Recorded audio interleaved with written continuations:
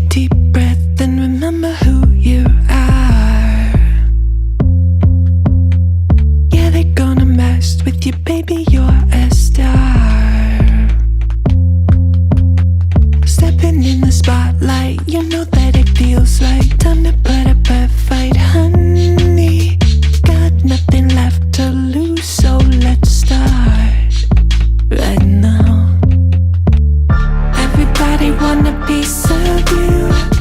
Gotta give them what they want, it's true. You're symphonic, yeah, so iconic. If you didn't know before, now you know. Now you know. Take a big step away from who you were. Flashing that smile and the whole world's a blur. Dancing in the limelight, oh you're on in the night. Looking fresh, looking tight, honey. Yeah, you got 'em hanging on your every word right now. Yeah, boy. Sorry. Positively Powerful. Good morning. It's Wednesday morning, 10 a.m. And we at it again. Stacey Steinmiller joining me. And we're going to talk about being busy. Because if you ain't busy, you ain't good enough. Or at least that's what we're supposed to believe. Right? Right, Stacey? Yep. That's usually how we feel. Your recent article, The Pressure Habit, Why You Can't Stop Pushing Even When You Want to. And I really, really resonated with these words because I have for a long time, at least since I started this company, have identified with that idea that if I'm not super, super busy, then I must be doing something wrong. And there's a flaw in that in that thought. Yeah. You know, there's a big flaw in that philosophy. So what's your take on that? Yeah, well, I have a few. And well, it's find it interesting because most people start their own business to create freedom, right? They want they want more money, more time, and all of that. But you've been conditioned to work hard and always be busy. And if I'm not, the floor is going to fall out from underneath me, right? So then you end up building your business on that same energy from your 9 to 5 or whatever, and then realize you created the same exact thing you were trying to escape from. Which I guess I'm laughing at it, but it's there's an acceptable, like when you do this, when you start your own business, you know that there's a period of time where it's, in theory, it's going to be difficult. You're striving for this, like you said, this freedom, this ability to be your own boss so that you can take more time and you can do more things because you are the boss. But initially, at least most of us do, depending on what you're starting, if you're starting a hedge fund, but, you know what I mean? Like with a job, with a business that requires actual work that you must do, especially if you only have the means of starting it off and you're a solopreneur yourself, yes, and you don't have a team, then you know that there's going to be a period of time where you're going to be busting your ass and you're going to have less time, but there's a light at the end of that tunnel, supposedly. But I think we get so used to that grind, and it's all, I want to harken back to the Shawshank Redemption, one of my favorite movies, where he says you're institutionalized, right?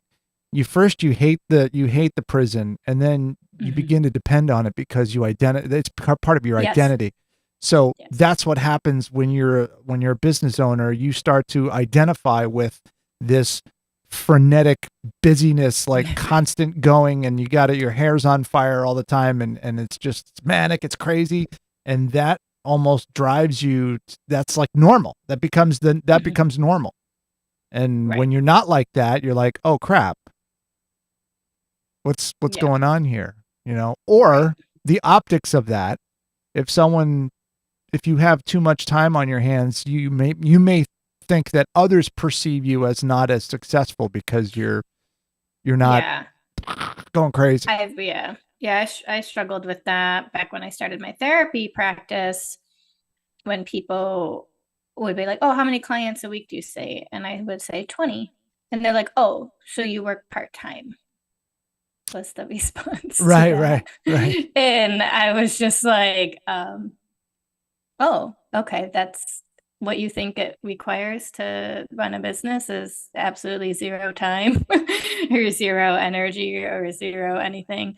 So that is almost like so I felt like I had to be very vocal about all the things that I was doing, but that was coming from a place of shadow, of like a low self-image, self-worth, that I needed to prove that I was working hard, because then it felt like it wouldn't justify the fact that I was making money to support myself, right?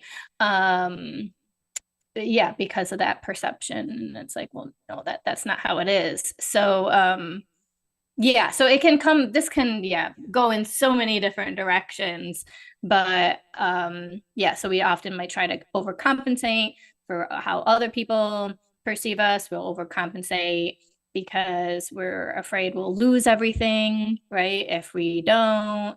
And then then you're in a constant state of stress, and then that actually impedes that next level of growth, right? Like, more growth is available, but if you're doing it based off of more time and energy, you'll expend your resources, right? Of yourself. So you need to start to think about things differently. Like, how do I expand without spending more time and energy on what I'm doing, right? Yeah, that's the age old battle that we all have. And I'm in the middle of that right now. I mean, it's every single day I think about, like, I need to be busier. And then we talk about it and it's like, well, there's plenty of things you could be doing right now. Right. You know, to work toward that goal of not being so busy.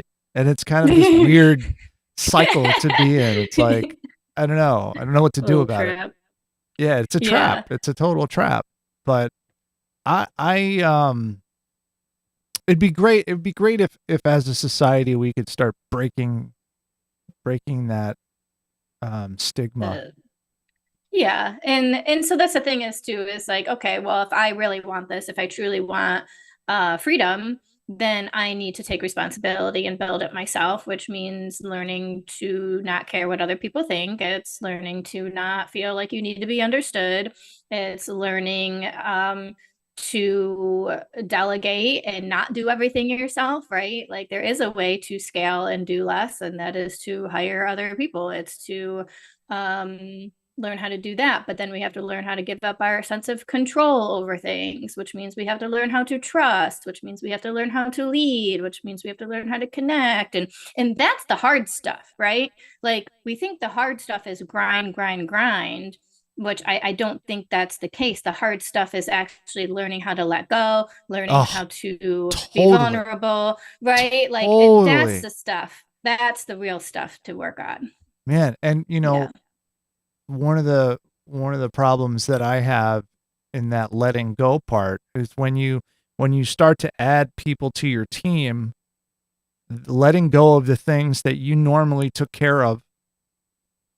You know, for you it's a little different because your business is based on that kind of one-on-one, or like you're the product.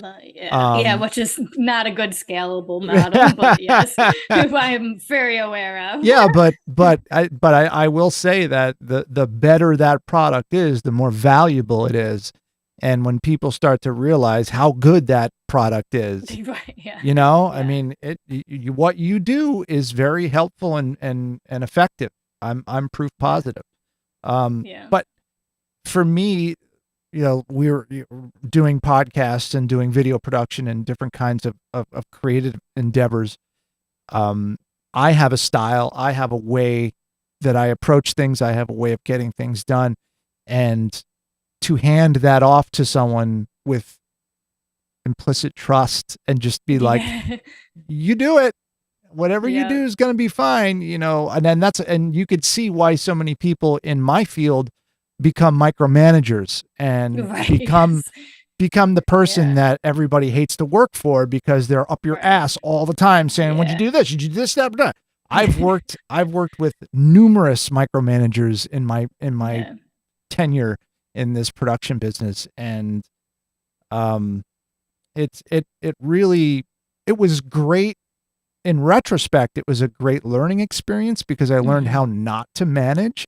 But while I was going through, going through it, it sucked. But it does give you there is an upshot to having bad managers in your career, because it makes you have the potential of being a better manager. Right. It inspired you to do better. And that's why like leadership is actually, it's an inside job, because it's letting go, it's guiding other people, it's learning how to develop other people versus just being like, this is how you do it and you need to do it just like this, right? And there's a time and place for developing a skill, right? Like, here's how you do the skill and you do it on repetition. But for the most part, when you want to develop the people that you hire, you want their creativity, you want their own genius, you want the things that they have to offer. So you have to learn how to lead that and bring the best out of them. And that's an interpersonal process. That's an energetic process. And that I don't think gets talked about as much. But and then people will feel good about themselves because they're bringing more of themselves to the table. And people are going to stick around for that because they'll feel purposeful in what they're doing instead of I'm just copy pasting what my boss is having me do. Right. Yeah. Yeah. So what do you recommend? What do you recommend as a first step for people to start? I'm besides recognizing it. Obviously, the first step is always recognizing it's there and stuff. But if you're already the hardest one, exactly. But if you're already past that first hump and you realize that you do have a problem with this pressure habit, what are some practical steps that people can follow to try to break free of that? Yeah. So maybe it might be practicing delegating little things, like putting, offloading some responsibility. And this can be at work or at home too. So it's, or another big thing that might resonate with a lot of people is if somebody offers you to do something, to start saying yes. That would be great. Thank you. Because the people that are busy all the time do get offers for help and they always say no. Oh, right. They say, right. Yeah. Right? Yeah. So that probably actually that one step alone would help most people in this situation is it's not even like they need to ask for the help because they're already being offered and it's the no, I'll do it myself because I don't trust you. Yeah. Totally. That's me. That's me 100%. Excuse me, 100%. It happens all the time. And my my excuse for that is always, it's going to take me longer to explain it to you than it will be for me to do it myself. Yeah, I hear that one all the time. Yeah. So we all have our own excuses, right? So that's a common one, and I'm sure there's others that are more special to each individual, right? So that's where people are be like, well, you don't understand my situation, Stacey, right? It's always like, well, this is my situation, and we've had these discussions, as well. And but it's like, different. No, it's different for me. But it's different. Yeah, and then I point out how it's not very quickly, and then everybody's like, oh.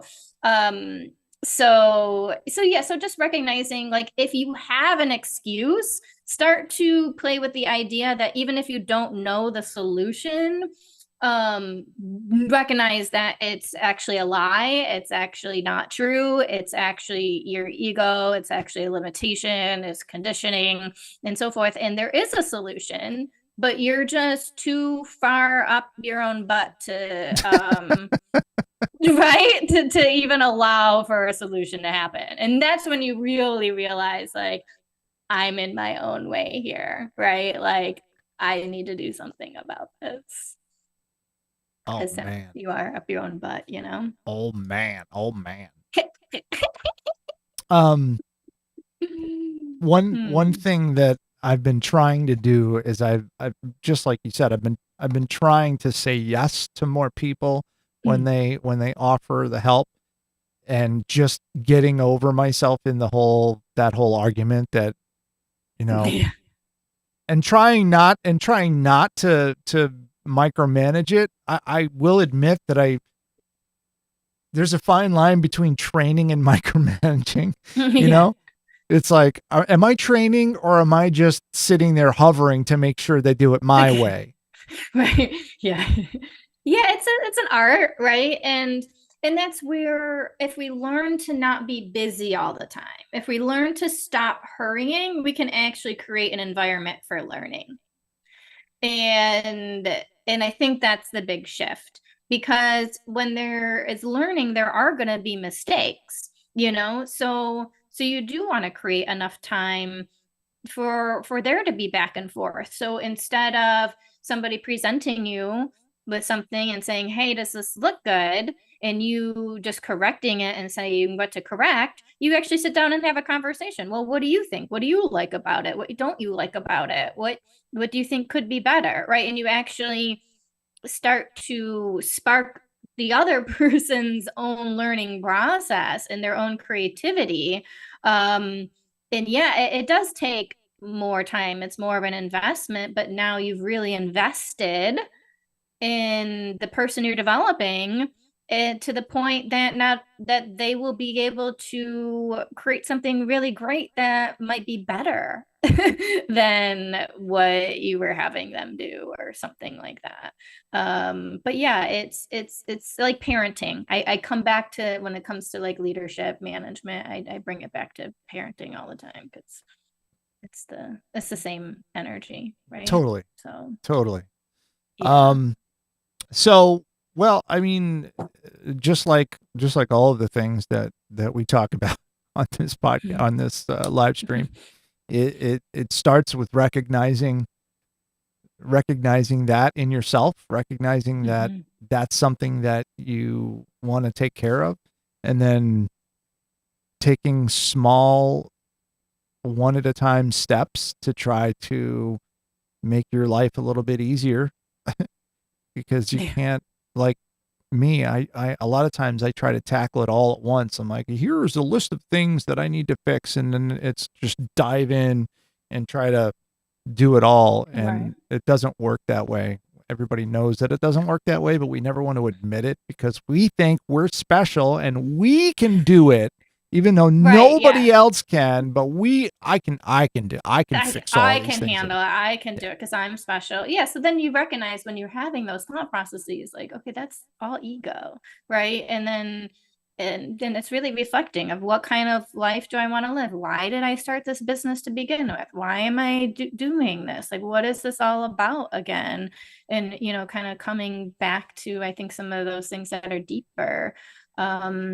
And yeah, and it's not even just with business. It's, yeah, at home, like letting, and it's frustrating, like, especially when my daughter was little and she want to do something by herself. Yeah, it's going to take 1,000, x time longer for her to do the thing, because she can't do the thing, right? So much easier for me to be like, okay, I'm just going to do this for you. But that's not how you learn, that's not how you grow. So it's coming back to why am I doing this, what is this about? So practicing at home and at work, I think it's helpful, because then it's more about a new way of being, a new way of interacting with people, a new way of showing up in the world. And that's why it's hard, because you really have to rewire Yeah, it's a But like your whole reinvention. way of being. It's a Yeah. reinvention process. Yeah. But I will say, for the most part, a lot of people who are entrepreneurs who have a business have encountered that that need to reinvent yourselves, to pivot. Like Yes. most of us have had to do that in some form, and the ones that don't are usually the ones that end up not continuing on with the business, because the pivot is yeah, you'll burn out, and a lot of times, or everybody hates you, or with our podcast studios here, when my clients come in, they're like, you are always doing something, you are always changing something. And it's true, because we see trends that are happening with different studios. Now, for probably 6 years, I was the only podcast studio around that was built specifically for that workflow. And now there's studios popping up everywhere. So you start to see all these different trends, and we're like, all right, well, we need to keep up with the Joneses to a certain degree, but still maintain our own individuality and our own approach to it. But we're constantly doing that. And so there's always some sort of pivot that we have to make, whether it's incorporating certain AI tools, which, we try to fight against, but it's like, that's stupid. It's like trying to fight against a tsunami. It's happening. It's coming. How to use this instead of how to fight it. Yeah. So that pivot, it becomes part of who we are as entrepreneurs. Like, almost, it's ingrained in us. But it's also, we're also a lot of times our own worst enemy, because we will fight against that stuff at the same time. At the same time. Yeah, it is a fun little process. And that's where we learn to let go, learn to recognize our resistance and move beyond our resistance, like you're saying, like AI, for example. And that's where having a lot of these deep beliefs and how to allow your nervous system to handle things like trust and knowing things are working out in your favor, how to move from a place that everything's going to work out versus a place of scarcity and fear, right? And these things do matter. And I know sometimes people are like, oh, that just sounds silly. I just want the outcome. And it's like, well, this is how you're going to, have a sustainable outcome, because what you're doing is glass ceiling yourself, because you are going to, there's only so much of you. So if you don't learn how to make these shifts, you're not going to be able to expand past a certain point. And then, and then it's like, yeah, well, isn't that why you wanted to do this? This is your goal. This is your dream here. And right. And then you're saying it's not possible because you will only function in the world this way. Let go. Let freaking go. I decided to do a stupid little ticker on there. But anyway, that's kind of the point. It's like, figure out how you can let go so that you're not stuck constantly in that pressure loop, loop. So you become happier and healthier. Yeah. Like, your whole life will improve. It's not just, well, just like in your article, amazing. How you talk about how that affected your health. Oh, my health. Yeah, I forgot to put that in there. Yeah. That was all stress. It's just interesting, like, knowing, like, some people, I don't know if they know, but like, I knew, like, this is all stress induced, and I knew it. It's all control issue induced, and even though I knew it, I didn't quite know how to get around it, but I didn't have the level of coaching and support and understanding that I do now. There's definitely science that backs up this idea that when you are emotionally not well, when you're off, your body will respond, and you'll have aches and pains, or you'll have something going on. This happens all the time. If I'd say about 90% of the time, when my lower back starts to hurt me and bother me, it's not because I threw it out picking something up or I slept wrong. Sometimes that's the case, but most of the time it's because I'm battling some sort of inner emotion that I'm blocking, and it's manifesting itself in my lower back, because that's that's traditionally the part of my body that has had the most problems, and those things will reveal themselves there because I will pay attention when that happens. Yes, sometimes exactly. Sometimes oh, my leg hurts today for whatever, or and you're like, whatever, you don't think about it. But when that thing bothers you, you're like, all right, now why is this happening? What's going on? What do I have to pay attention to?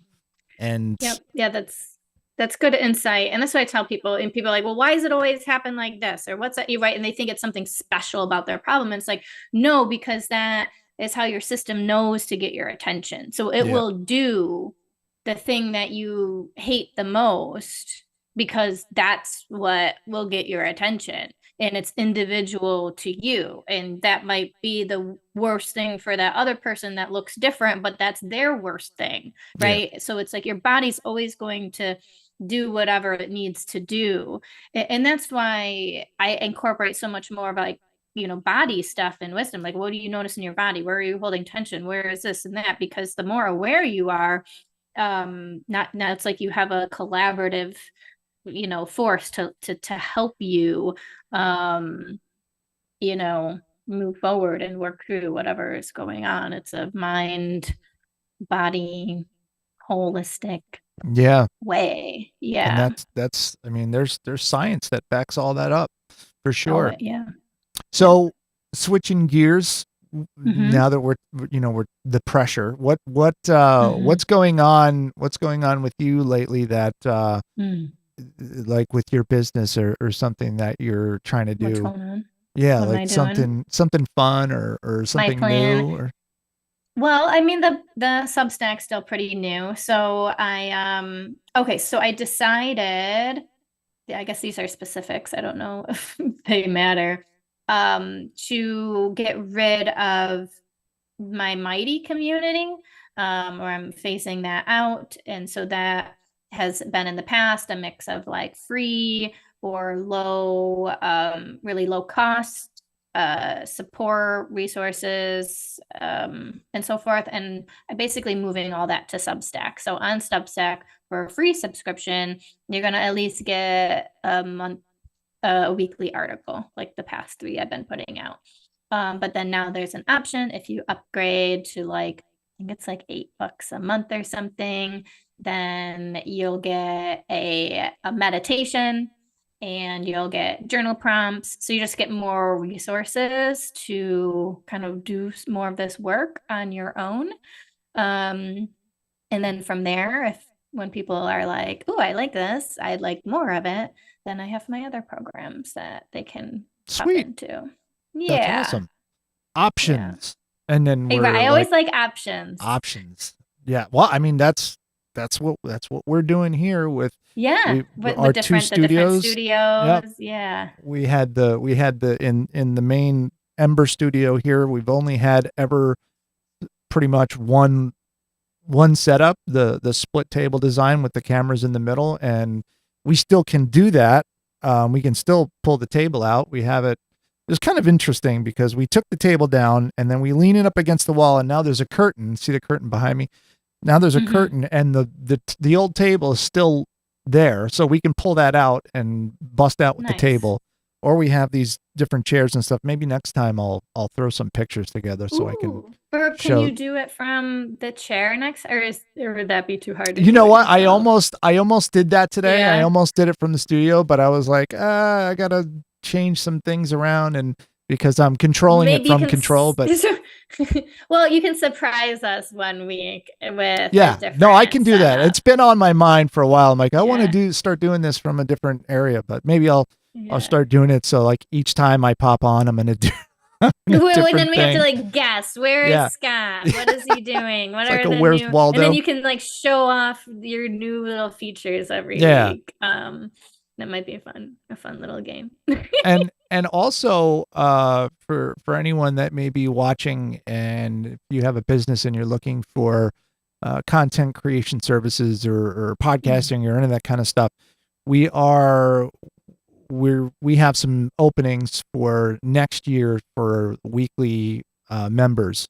So there's a certain amount of, it starts at 4 hours a month, or an hour a week, and you pay monthly and stuff like that. But we've got a deal, so if you wanted to prepay for the whole year and just bang that budget and get it all done, we have deals for that. So just check out our Facebook page, DM us from the Facebook page, and we can help you figure all that out. It'll be really cool because this, where podcasts have started and where it's now evolved into, it's amazing because it's not podcasts anymore. It's not like what it was. It's just this whole other animal.